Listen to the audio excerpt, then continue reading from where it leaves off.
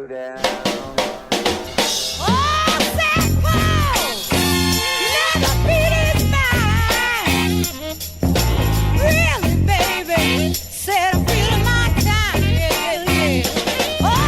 Grew up in the woods, Partridge, Texas. Nobody wanted him because of his complexion. By the third grade, he was homeless, dropout. He was like, up, had to work the block out. Had to put hands on zigging for money. If he didn't have no alcohol, wasn't funny. Signed up for the army for shelter and food. Ended up getting deployed to World War II. Got an honorable discharge and was back in the woods. He hollered at my grandma, was all good.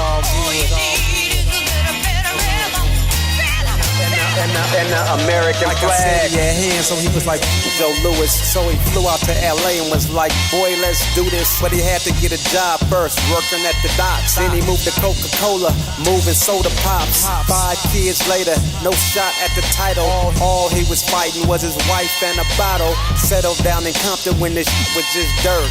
Back and forth to jail, drinking, putting in work. 40 years at Coca-Cola and he never got a raise. Cause he couldn't read or write past the 3rd grade. And when he retired, they gave him an ink pen. And that's about when the cancer kicked in. When he died, the military gave him a flag. My family gave it to me, and now that's all that I had. Now how was that for an American dream? My grandmother ended up going through the same thing. She grew up in Longview, right next to Tatum. Her parents had a lot of kids, I think it was 8 of them. She was always sick, but she made it through school. In college at 16, and everything was cool. She wanted to be a teacher till my granddaddy reached her. He pulled her out of class and he took her to the preacher. They got married, then she went back to class. She didn't tell her parents till about a year passed. And that's only cause she got a ticket to LA. She was married, and she was on her way.